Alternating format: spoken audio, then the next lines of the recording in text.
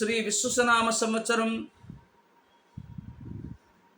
మార్చి 3/3/2026 మంగళవారం సాక్షిక కేతుగ్రస్త గ్రహదోష చంద్రగ్రహణం.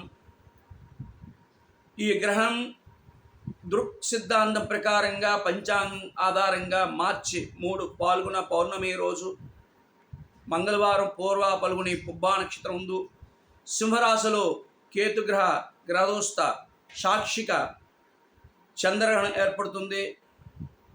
కాబట్టి ఈ గ్రహణం విశ్వసనామ సంవత్సరంలో చివరిదైన ఈ గ్రహణం భారతదేశంలో సంభవిస్తుందని తెలిపారు. అందువల్ల ఆ రోజు గ్రహణం నియమాలు పాటించవలసినవి, సూచించవలసినవి ఆలయం మూసివేత మరియు పట్టు విడుపు, స్నానాలు, గ్రహణశాంతులు వంటివి ఆచరించవలసి వస్తుంది. అయితే గ్రహణం విడుపు మాత్రమే కనబడుతుంది. అందువల్ల దీన్ని గ్రహదోస్తయం చంద్రగ్రహణం అని కూడా వేద పండితులతో చెప్పబడినది. అయితే ఈ సంపూర్ణ గ్రహణం భారతదేశంలో సాయంత్రం 6:20 చంద్రోదయం తరువాత 27 నిమిషాలు మాత్రమే కనిపిస్తుంది. అయినప్పటికీ గ్రహణం నియమాలు పాటించాలి. అయితే గ్రహణం ప్రారంభ సమయం మార్చి 3 మధ్యాహ్నం 3:21 ఈ చంద్రగ్రహణం భారతదేశ తూర్పు ఈశాన్య ప్రాంతాల్లో ప్రారంభమవుతుంది. సింగపూర్, చైనా వంటి దేశాల్లో కొన్ని ప్రాంతాల్లో ఈ గ్రహణం స్పష్టంగా ఆ సమయంలో కనిపిస్తుంది. అయితే గ్రహణం మధ్యకాలం సాయంత్రం 5:03 గ్రహణం మధ్య సంపూర్ణ కాలం సాయంత్రం 5:32 గ్రహణం మోక్షకాలం సాయంత్రం 6:48 మొత్తంగా గ్రహణం ఏర్పడేది పూర్తి సమయం సర్వకాలం 3:27 కాలం. మన దేశంలో చంద్రోదయం అయ్యాక ఈ గ్రహం అనేక ప్రాంతాల్లో 25 నిమిషాల నుంచి 40 నిమిషాల మధ్య కనిపిస్తుంది వల్ల ఇక్కడ గ్రహణ ప్రభావం ఉంది. అందువల్ల గ్రహణ సమయంలో గ్రహణం విధులు, గ్రహణం శాంతులు ఆలయంలో మూసివేయడం వంటివి కార్యక్రమాలు ముగించి గ్రహణం సమయం పూర్తి అయ్యాక వరకు కూడా ఎలాంటి ఆహారాన్ని ఉండడం మంచిది. అయితే ఈ గ్రహణం ప్రభావం ఎవరి మీద ఆధారపడుతుంది? సింహరాశి, కుంభరాశి, కర్కాటక రాశి, మకర రాశి, మేషరాశి వారి చెడు ఫలితాలు ఇచ్చే విధంగా ఉంది. మిగిలిన రాశి వారికి మీద మధ్యస్థ అనుకూలంగా ఫలితాలు ఉన్నాయి.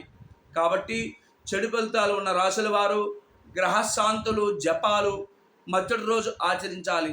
గ్రహణ దోషాల నుంచి కూడా బయటపడతాయి.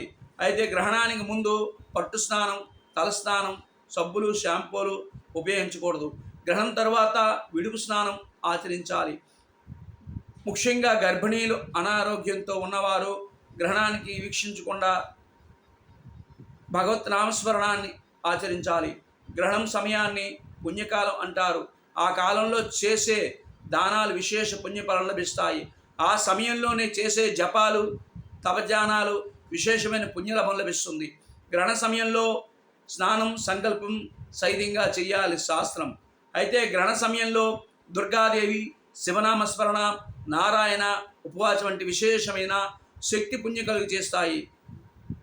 ఉపనయనం అయిన వారు గ్రహణం సమయంలో గాయత్రి మంత్రం వంటివి జపించడం వల్ల విశేష ఫలితాలు లభిస్తాయి.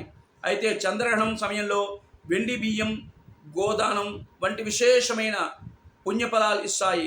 గ్రహణం పూర్తయ్యే తర్వాత ఇంటికి పూజా మందిరాన్ని, దేవతామూర్తుల విగ్రహాలని శుభ్రం చేసుకోవాలి.